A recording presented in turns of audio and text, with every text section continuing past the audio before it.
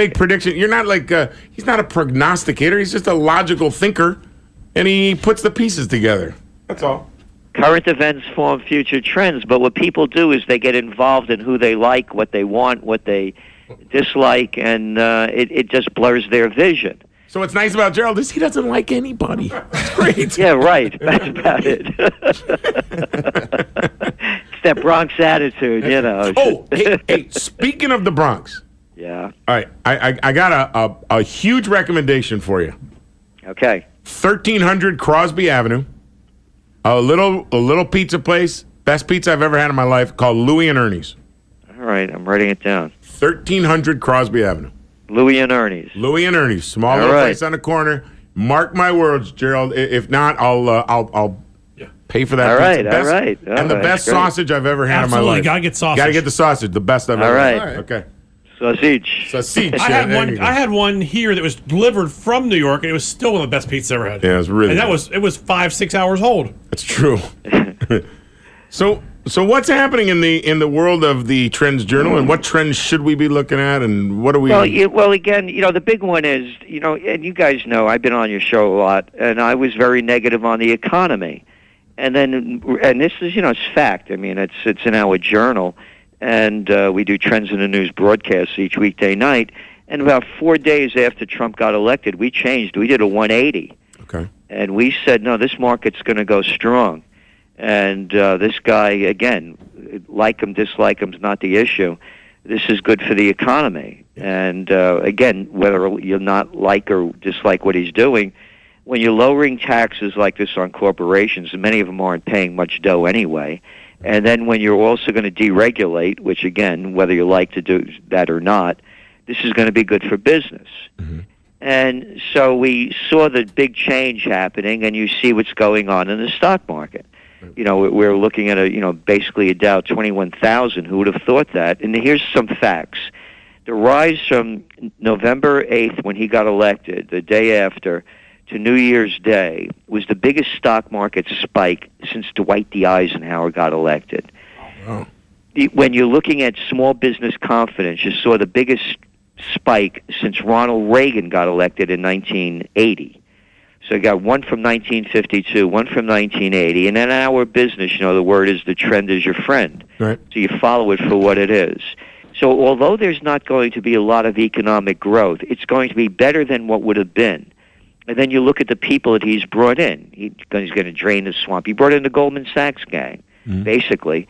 And then when you look at the people he brought in, do I want these guys negotiating on my behalf? You bet I do. I'd want to. That's the funny thing. When all of this was happening, everybody's yelling, "Oh, he's just bringing in these billionaire guys." I was like, "Well, you know what?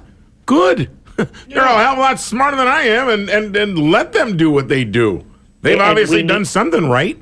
Well, again, you look like a guy like Wilbur Ross. He's not a Goldman Sachs guy, but this guy, he's a ruthless business guy. He takes companies that are dying. People lose their pensions and their benefits, but he brings them back to life. So if I'm going to have this guy negotiate trade deals for me, give me Wilbur. Mm-hmm. Just like if you need an attorney, you want the attorney that's going to be the most, cutthroat man or woman out there that's going to win for you. So going back to business, that's what is the difference here. That with Trump, it's about business. And then again, we're looking at some of the trends we're going to see, this whole marijuana trend. People are concerned that this guy Sessions coming in here, is that going to change the trend? We say no, because Trump is about business. And he's also about states' rights. And when you're looking at an attorney general or any of these guys, again, looking at the administration, these are senior vice presidents, they're not cabinet members. All right. Trump is running it like a business. Yeah. So we're very still positive on where marijuana stocks are going to go and where that whole industry is going to go, because here's the bottom line. Yeah. States need the money. And you're looking at places like Colorado where they're getting more taxes from marijuana than from booze. But now, what is this rule? Because it's still it's not a federal law. They can't deposit their money in bank. What is going on with this? Well, again, it's the stupidity of this. Yeah, that's ridiculous. Well, again, name me one federal government institution that's running properly. And what do they ever do smart? So there's another stupid thing. I mean, this is childish crap. I mean, the whole anti-marijuana thing, excuse me, didn't begin until they started putting when we had prohibition. And then that was the whole thing going on over here. I mean, and then they started when alcohol became legal again. Then they started, they put these marijuana laws into place. I mean, this stuff has been growing a lot longer than America's been a country. Right. So I mean, again, and then what we're looking at are the medical benefits, and then you look what's going on in Israel, where it's not against the federal law. Medical marijuana advancements are booming over there, and in Spain. Okay. So we have the opportunities here as well. I got to tell you, the one thing with the whole Trump thing and getting elected and all this good stuff, it's kind of destroyed our interview. Where's the Gerald Celente that used to be pissed off at everybody? Where's the angry Gerald? Here's I'm angry at. Right, I don't want any of the. I'm tired of these foreign entanglements. We're sending troops now into Syria. Okay. What right do we have to do that? Yeah. Tell me, what has Syria done to us? Now he's back. Here he comes. We don't like that guy. Okay. What do you mean you don't like that guy? Yeah. That's none of your business. How about honoring the founding fathers? No foreign entanglements. And again, I put my money where my mouth is. I launched OccupyPeace.us. I had Ralph Nader here, Cindy Sheehan, Dr. Robert Thurman, Gary Null, and others. So that's what I'm totally opposed to, this foreign entanglements. And wasting, and he's going to build the Defense Department bigger. I mean, do you realize that almost the $60 billion more that he's going to spend, that's Russia's total budget? No, I did not. 7 countries, the top 7 countries combined, don't spend as much as we do. But Gerald, we have so many half of our air fleet is unusable right now. We got to rebuild it. Because, as I said earlier, you got a bunch of losers running the show. Name me one government institution that runs properly. And then go back to Dwight D. Eisenhower, not these little boys that play commander-in-chief between golf games, shooting pool, and driving pickup trucks. This is the Supreme Commander of the Allied Forces in World War II, 5-star general, and he warns that the military-industrial complex, in his farewell address to the nation on 1961, is robbing the nation of the genius of the scientists, the sweat of the laborers, and the future of the children. Here we are. And now they're going to make it better? And when Trump says things like, our Navy is smaller than it was in World War I. Hey, got sewn. They didn't have airplanes in World War I. It's a whole different fleet. You don't need it. They didn't have nuclear missiles in World War I. Could you figure that one out? So this is where I'm against him. Okay. I'll tell you, it took 7 minutes to get you fired up. But boy, I mean, really, that was like a long 7 minutes. Okay. But I call again. I call what we see, what the positives and the negatives. Okay. All right. You guys out there need to get your hands on the Trends Journal. I like the fact that you said you guys changed your mind. Because a lot of people stick with that attitude, oh, that's the way it is, because I said it's that way, and you're like, whoa, wait a second. No. It's not the way it is. The trend's going this way. Don't lie. No. That's good.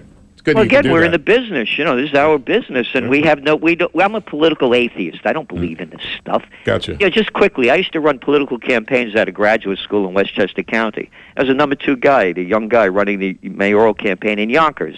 Not a small city, about 300,000 people. I was the assistant to the secretary of the New York State Senate, and I designed and instructed American politics and taught at St. John's University. And I was a chief government affairs specialist for the chemical industry for many years in D.C. I know what the inside looks like. Yeah.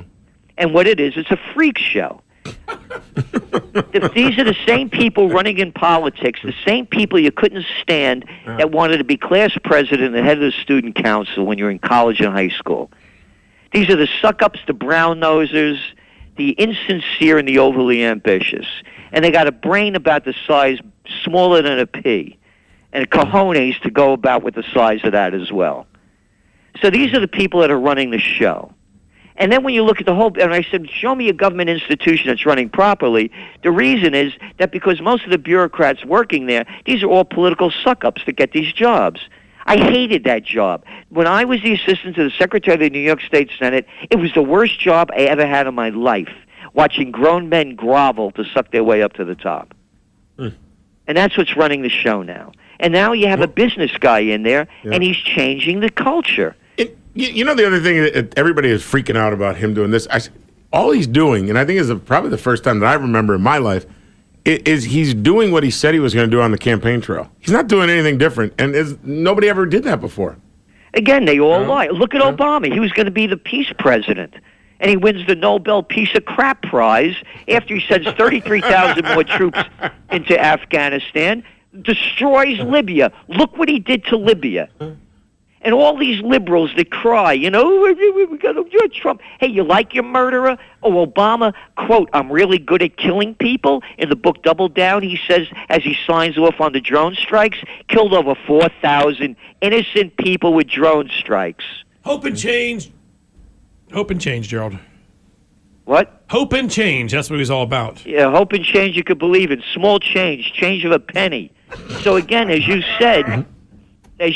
Trump is doing a lot of what he said. And Obama lied his way into office. You know, the whole thing, he was going to be the most transparent president. Yeah, you could see right through this guy.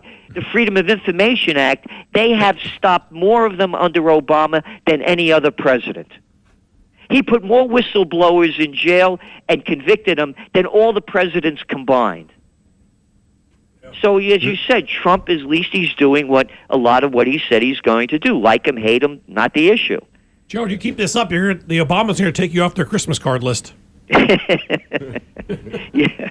Again, I got to tell you, I don't know if I like the tone down Gerald Celente. We're going to talk more. I got to come up with something that infuriate you, because you probably added, Trump's presidency probably just added 10 years to your life or more. Man, really? I'm Napolitano. It comes in and out. You let it go, and then you forget about it. hey, Trends Journal, everybody can get that. And where did you say you do your broadcast every night? Oh, it's part of the subscription, Trends in the News. It's we do Trends Journal, Trends Monthly, Trend Alert each week. Okay. And Trends in the News broadcasts. And I could tell you what you said. I was in that commodity business for 18 years, and the trend is your friend is absolutely true. Big Al, in your business, it's the same way, right? Winners bet on streaks, losers bet against them. There you go. Totally different, but different business, but same thing. Trends Journal, Gerald Celente. Hey, and I want your full report on Louie and Ernie's. Okay. Okay, I will. Don't let me know. You got to get the sausage. I'm gonna go. next. Yeah. Okay.